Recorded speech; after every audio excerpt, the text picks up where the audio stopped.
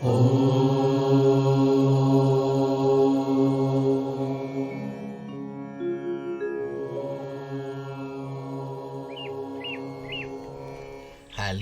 dear community, Namaste, welcome to our Vipassanā Meditation chapter through storytelling. Today I'm going to walk you through the life and teachings of Siddhartha Gautama Buddha, also known as Shakyamuni, because Vipassana, or objective observation, can be really understood through the teachings of Siddhartha. According to Vedanta, according to Tibetan traditions, according to yogis, we don't really see reality as it is, but we just grasp a small particle of what's really going on there in the cosmos, in life itself, in our mind, in our bodies. And in order to see reality as it is, we need to have some knowledge, some deep insight, and meditative practices. So I hope this chapter really helps us go through deeper realizations of Siddhartha Buddha, and after the story I'm going to lead you to a 10-minute Vipassana meditation practice, which of course you can extend more. Hope you like the story, hope you like the meditation. Enjoy, may you learn a lot, and a big hug, heart to heart.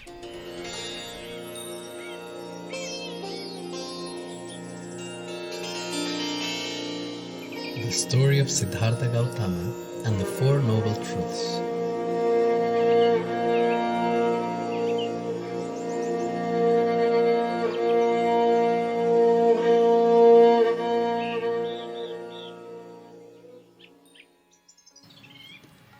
Siddhartha Gautama, or Buddha Sakyamuni, was born in the 5th century BC in a small province in Bihar on the border of Nepal and India. Buddha taught the path of ahimsa and nirvana.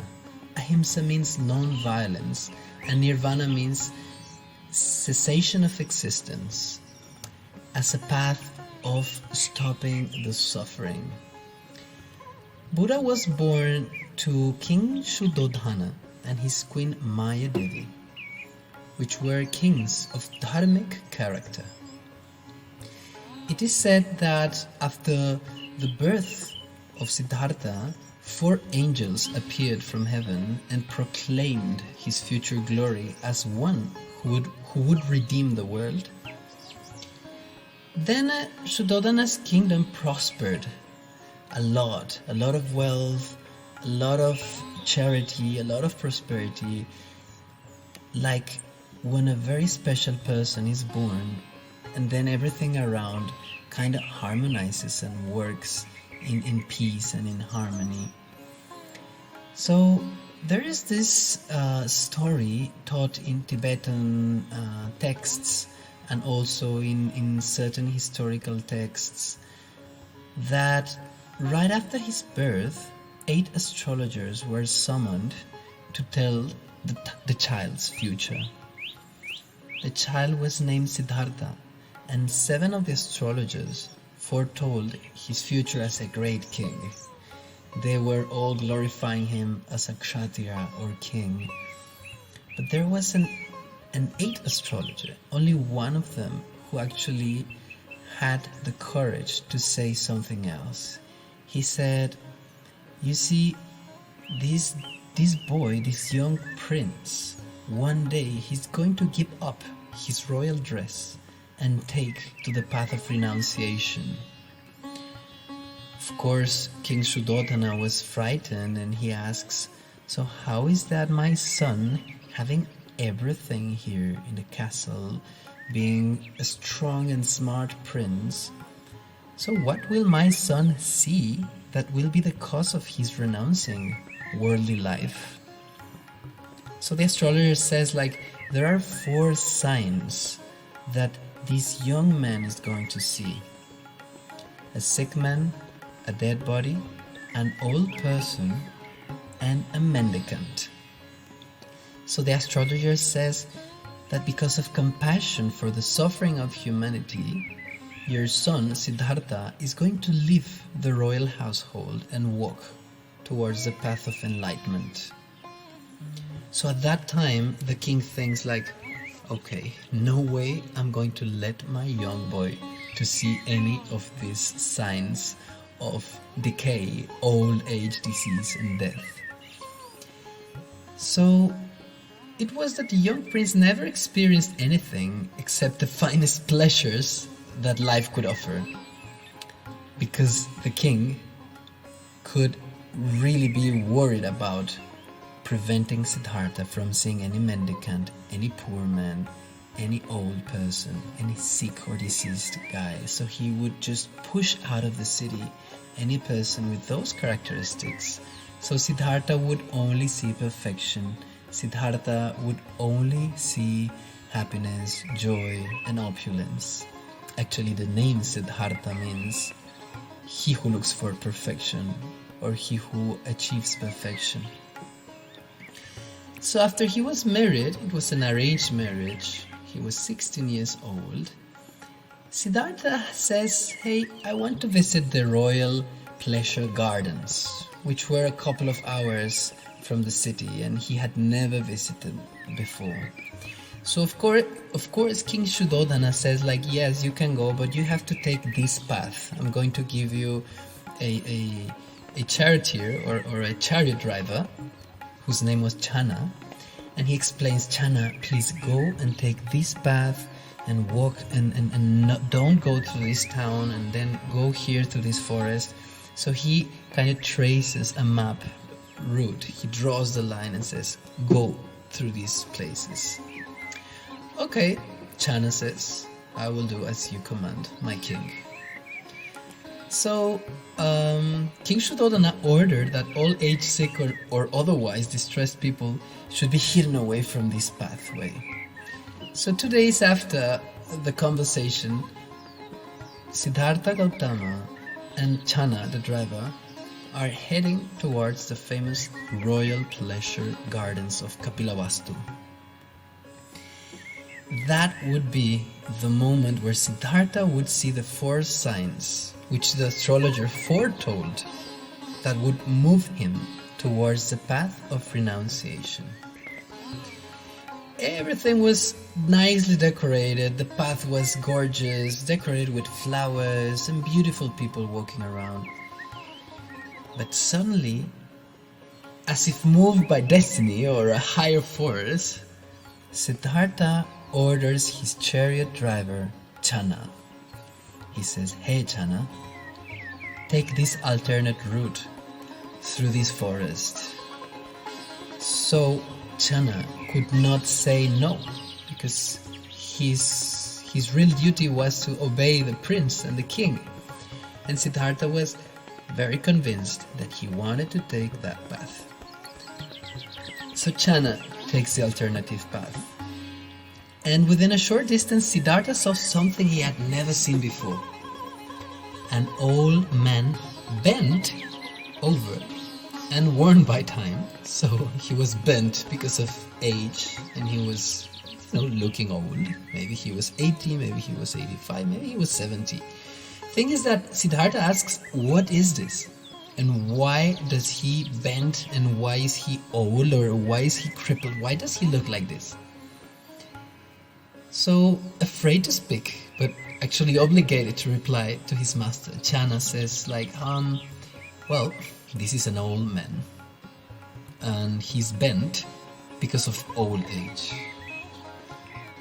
Oh, so Siddhartha asks, must all men grow old? And Channa, because he was a dharmic person, a truthful person that was obliged to say the truth, or rather, he wanted to be a dharmic person. He says, yeah, everyone has to grow old. So, the chariot drove on, and again, after some time, Siddhartha orders Channa to stop when he saw a man with leprosy lying by the road. What is this? Asked Siddhartha. Well, this is a man stricken by disease, Channa says. Siddhartha asks, are all men subject to disease? Yes, sir. All men in this world are subject to disease. And then the chariot drove on. After a short period of time, again the chariot stopped when Siddhartha saw a funeral procession.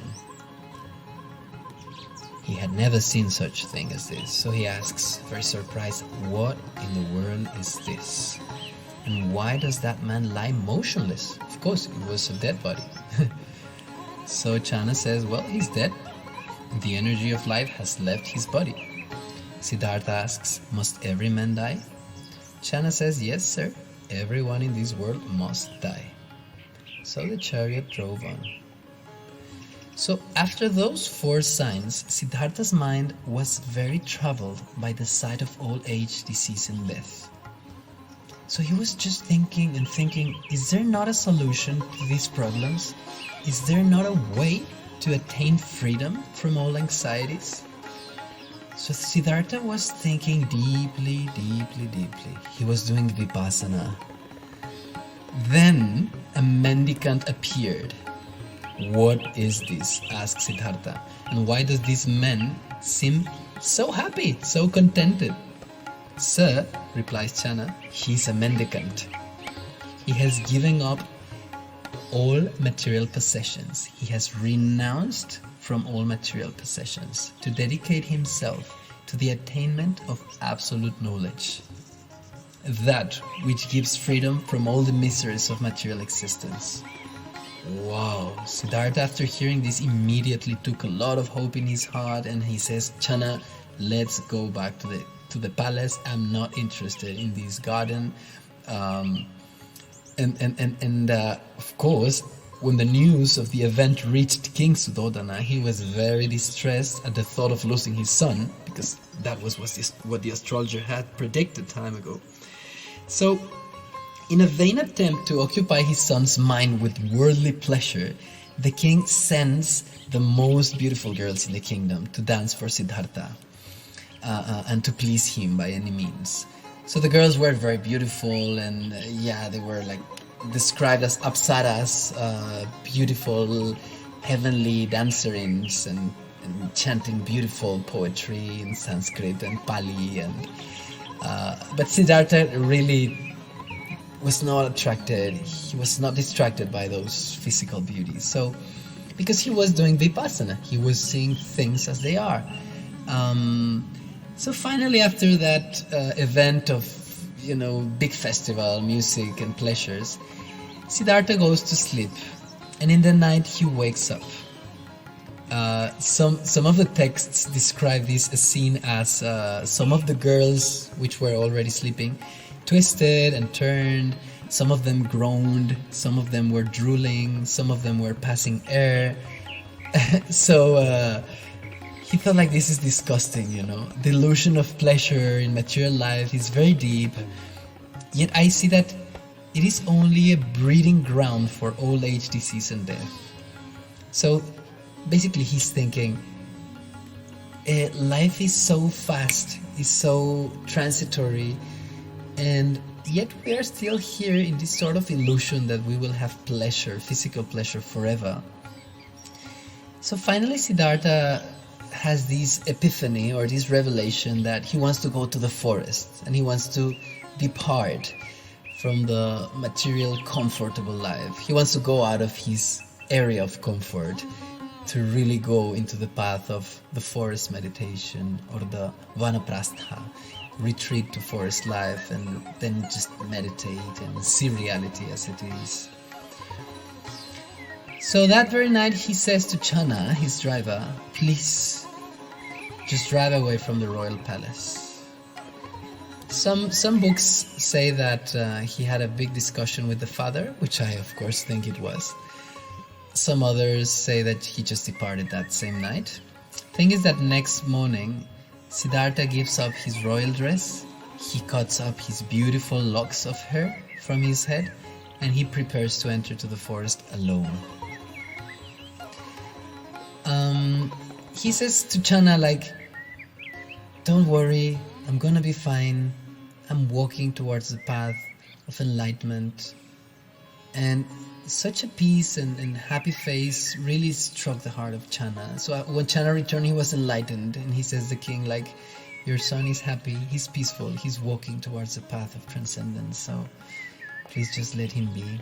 Of course, the king tried a couple of times to bring him back, and that's after some long time of deep meditation, deep practice, is when Buddha, when he's already enlightened after going through severe austerities and difficult tapasyas or austerities, penitences, then he has this deep understanding of life and samsara, and that's when he gives the famous sermon at Saranath.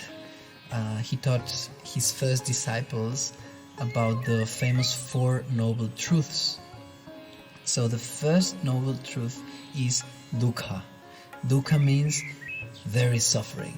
In this world there is a lot of suffering, and people are suffering every single minute. Call it a joint pain, a muscular pain, or a bone pain, physical, headache, mental, emotional, economical, social, familiar, you name it. There is a lot of suffering. That is called dukkha, suffering. Second noble truth is called samudaya. Samudaya means suffering has a cause. So what is the cause of suffering? Attachment, desire. Samudaya, suffering has a cause. Desire. Third noble truth, nirodha. Nirodha means this suffering can be surpassed. How? By ending desire, by purifying the mind. And the fourth noble truth is marga. There is a method, there is a path from which one can attain freedom from all suffering. So Siddhartha says, this, my dear disciples, is the truth of suffering: birth, old age, disease, and death. The cause of suffering is lust and desire, the thirst for pleasure and thirst for power. And this is the extinction of suffering. Extinguishing lust and desire, letting it go, expelling it, separating oneself from it, giving it no room. And so he says, this is the path of freedom from all types of suffering. These four noble truths of Buddha. And after that he explains the last noble truth, which is marga. He says, okay guys, so this is the path. And he explains: right beliefs, right aspirations, right speech, right living, right effort, and right rapture or right meditation. So for about 8 years, until his death, the Buddha traveled and preached his many sermons known as the turning of the wheel of law. And he teaches that above the world of misery there is peace, or there is nirvana, and it can only be attained by those who are pure of heart, meaning those who are liberated from the material desires and attachments. And that's how the philosophy of Buddhism has been disseminated widely, because he addresses this solution to really the suffering, the attachment, the pain through Vipassanā, because that's the core teaching of Buddhism. We have to address life as it is. We have to understand that we are not going to live in this body forever, that this body has a small span of lifetime, and then we have to say bye to our family, our body, our ego, our mind, our properties, and every type of thing that represents comfort. So of course Buddhism and Tibetan teachings consider karma and reincarnation as a cosmology, or as a way of perceiving reality. So this is the core base and foundational philosophical teachings that will really give us a true Vipassana or a profound Vipassana state of mind. The understanding of the Four Noble Truths, the Eightfold Path of Buddhism, the life of Siddhartha.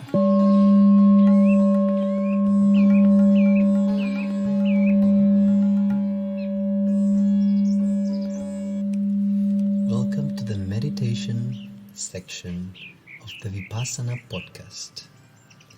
I'm going to guide you through a Vipassana practice of body relaxation in Sukhasana or seated easy posture.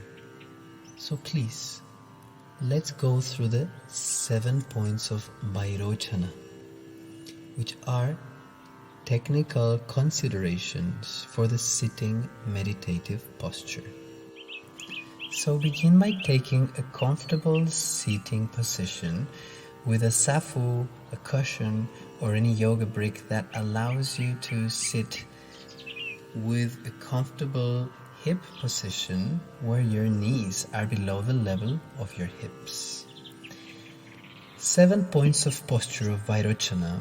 Number 1, legs are crossed. Number 2, hands in the lap or in the knees. Number 3, the spine is straight. So you want to find a comfortable position for your spine, but try to keep it straight so that the prana, the kundalini, and the energy flows up to your 6th and 7th chakra. Focus, concentration, attention, and enlightenment. Number 4, shoulders should spread like vulture's wings. So the shoulders are relaxed but a little bit spread and not tense at all. Number 5, head and neck. So the chin is slightly lowered towards the chest. And the neck is relaxed but straight. Number 6, mouth. The tip of the tongue is touching the palate.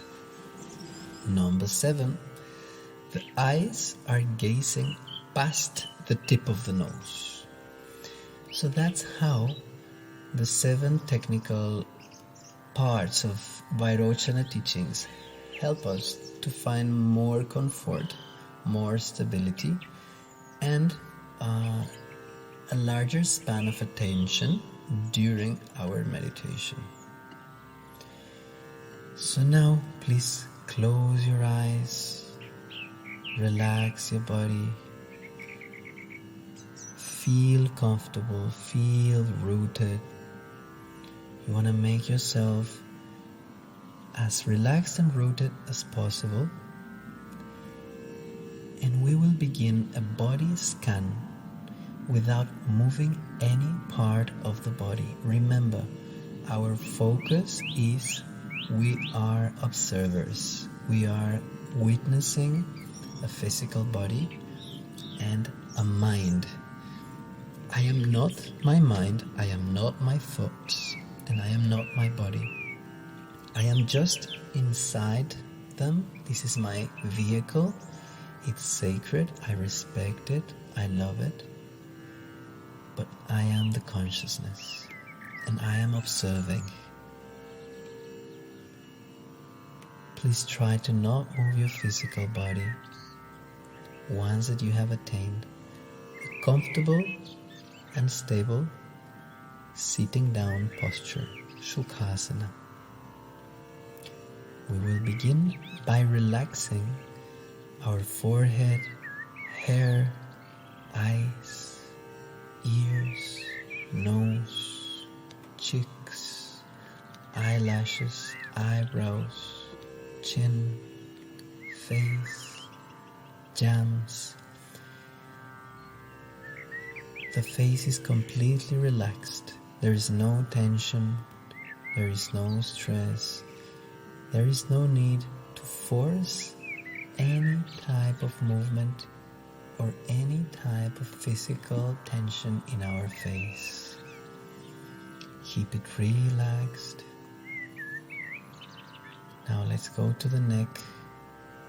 Let's go to the shoulders. Let's relax our shoulders, our neck, our biceps, triceps, elbows. Relax your chest.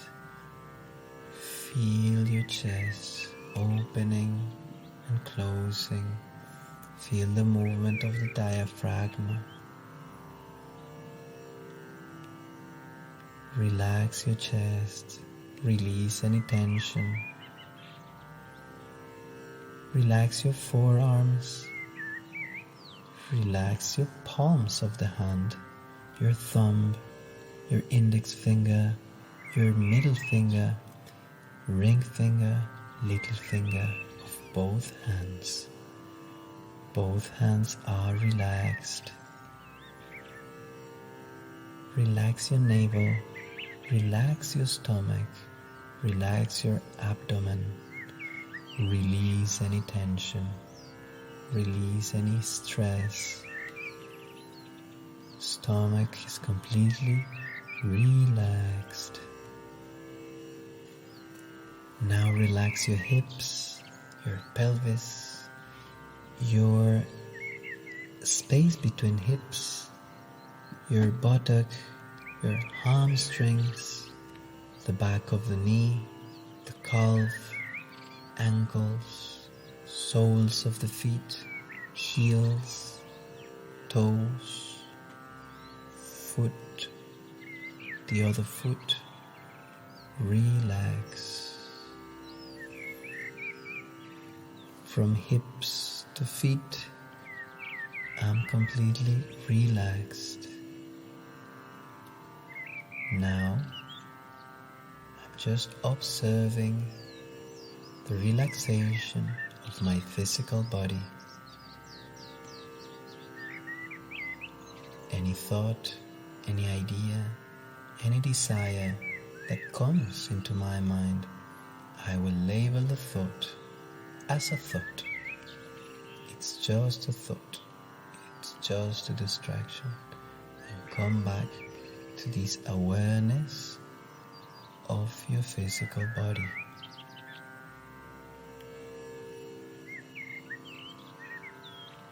Inhale deeply and exhale deeply.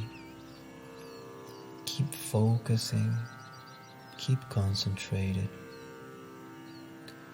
You may want to extend this session for 5 to 10 minutes more, since this guided meditation is about to end. Keep your meditation going, keep focused, and relax. When you finish the session, remember to open up very slowly the eyes, very gently moving the fingers, and try to keep this state of mind during your whole day. Meditate throughout the week. Morning time is the best. And keep your awareness of Vipassana. Keep your objective observation of reality as it is. Namaste. Om.